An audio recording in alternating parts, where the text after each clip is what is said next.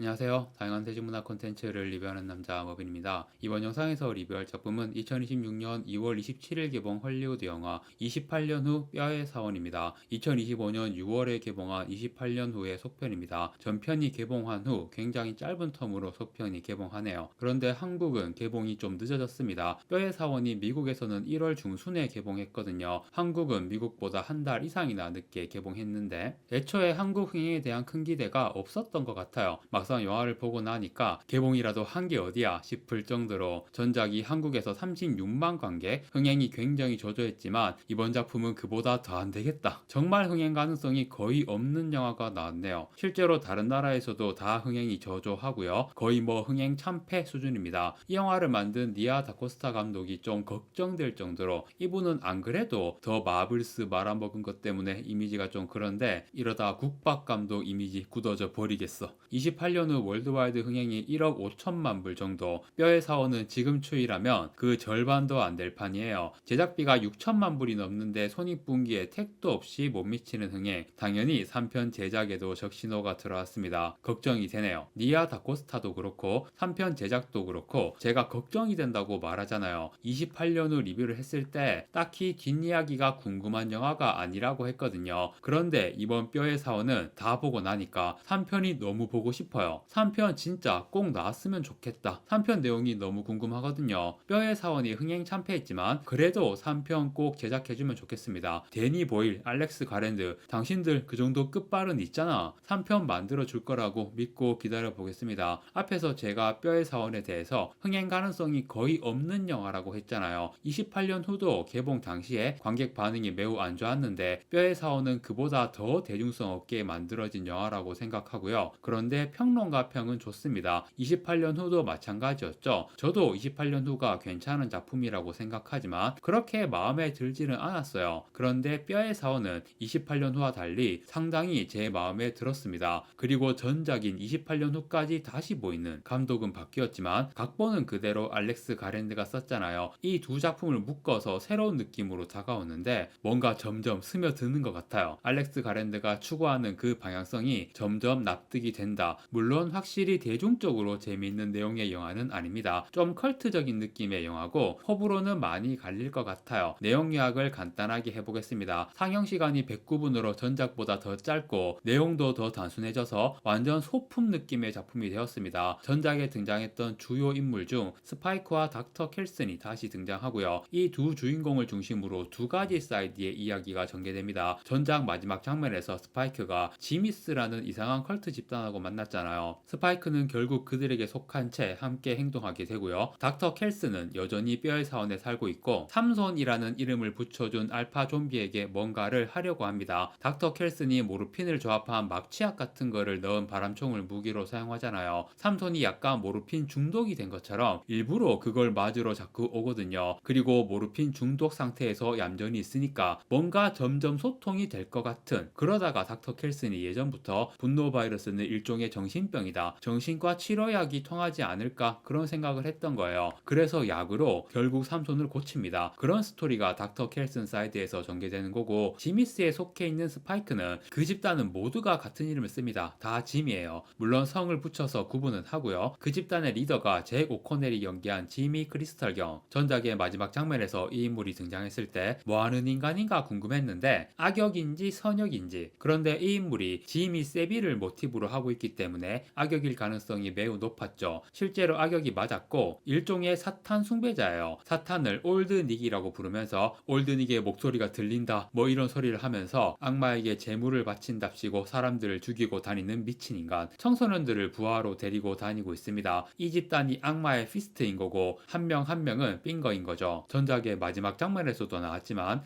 청소년들인데도 말도 안 되게 잘 싸우잖아요. 자기들끼리 싸우면서 훈련 비슷하게 하는 장면이 나오긴 하지만 아무리 그래도 왜 이렇게까지 강한 건지 이해가 안 되더라고요. 컬트적인 독특한 집단이긴 하지만 이런 포스트 아포칼립스 장르에서 흔하게 나오는 약탈자 집단하고 큰 차이는 없어요. 하는 짓은 비슷해. 다만 피해자들을 굉장히 잔인한 방식으로 죽인다는 특징은 있죠. 산채로 가죽을 벗겨버리는데, 물론 스파이크는 그런 짓에 동참하지 않고요. 이 영화가 엄청 잔인하다는 소문이 난 모양이지만 막상 보니까 생각보다 별거 없더라고요. 얘네들은 전부 지미 세빌 헤어스타일의 가발을 쓰고 있습니다. 나옵니다. 지미 세빌은 영국의 굉장히 유명한 방송인, 수십 년간 영국의 국민 MC로 활동하면서 어마어마한 부와 명예를 쌓았고, 그리고 자선단체를 만들어서 그 부를 사회에 엄청 많이 베풀었죠. 그래서 많은 존경과 사랑을 받는 삶을 살다가 2011년에 향년 84세로 눈을 감았는데요. 이 양반이 죽은 후에 생전에 어마어마하게 많은 성범죄를 저질러 왔다는 사실이 폭로되면서 살아있을 때와 달리 죽은 후 완전 인간 말종 취급을 받으면서 거의 부관 참시된 영국의 레전드 악인이라고 볼 수 있는 인물입니다. 그런데 이 영화의 세계관에서 영국은 28일 후 시점에 망한 거잖아. 그래서 지미 세빌에 대한 사실들이 이 세계관에 동일하게 적용되어 있는지는 모르겠는데, 악마의 피스트를 자처하는 무리가 선택한 일종의 상징이라면 그럴듯하다는 생각이 들면서도, 아무리 그래도 지미 세빌은 좀 그런 생각도 들죠. 그냥 리더인 지미 크리스탈 경만 지미 세빌에 대해서 알고 부하들은 뭔지도 모르는 채로 시키는 대로 하는 거라고 보면 상황이 대충 이해가 되죠. 특히 지미 세빌이 성범죄를 저지른 대상이 대부분이 미성년자였는데, 지미 크리스탈 경도 미성년자들을 부하로 데리고 다니면서 어쩌면 그 마지막 운명이 예고되었다고 볼 수 있겠네요. 아무튼 닥터 켈슨의 스토리, 그리고 스파이크가 속해 있는 지미스의 스토리, 이 두 가지 스토리가 클라이맥스에서 합쳐지는데요. 닥터 켈슨과 삼손이 함께 있는 모습을 지미스 중에 한 명이 멀리서 목격하거든요. 그래서 지미 크리스탈 경한테 가서 제가 올드닉을 봤어요. 닥터 켈슨이 감염을 막으려고 몸에 아이오딘을 바르고 있기 때문에 피부가 빨갛잖아요. 그리고 살고 있는 곳은 뼈의 사원이고 알파 좀비인 삼손과 함께 있는 모습이니까 누가 봐도 이건 악마인 거야. 그래서 지미 크리스탈 경이 내가 먼저 만나보겠다 이러면서 혼자 만나러 가요. 혹시나 했지만 역시나 닥터 켈슨은 당연히 악마가 아니고 오히려 굉장히 이성적이고 선량한 의사이자 휴머니스트였습니다. 그런데 지미 크리스탈 경이 닥터 켈슨에게 올드닉 행세를 해달라고 부탁이 아니라 거의 협박을 하죠. 그래서 이 영화의 클라이맥스인 닥터 켈슨의 악마쇼가 나옵니다. 아이언 메이든의 넘버 오브 더 비스트라는 곡을 틀면서 굉장한 장면이 나와요. 랄프 파인즈의 열연. 그 악마쇼가 끝난 다음에 나는 악마다. 그리고 지미 크리스탈 경은 나의 아들이다. 너희들은 지미 크리스탈 경이 시키는 대로 잘 따르도록 해라. 이런 얘기들을 하죠. 그런데 지미스에 스파이크가 있는 걸 알아본 거예요. 그래서 닥터 켈슨이 스파이크를 구하기 위해서 기지를 발휘하죠. 예수가 십자가에 못 박힌 것처럼 악마의 아들인 지미 크리스탈 경도 뒤집힌 십자가에 못 박혀야 한다. 이렇게 말해서 지미스가 지미 크리스탈 경을 공격하도록 한 거죠. 물론 지미스도 자기들끼리 혼란스러워하죠. 그런데 그 중에서 어떤 여자애가 딱 공격을 하려고 하는 거야. 다른 애들이 말리니까 걔네도 다 죽여버리고, 얘가 실력은 에이스인 것 같아요. 아무튼 죽고 죽이는 상황이 벌어지고 지미 크리스탈 경이 닥터 켈슨을 칼로 찔러서 닥터 켈슨은 죽게 되고요. 지미 크리스탈 경은 스파이크한테 칼이 찔려서 제압당합니다.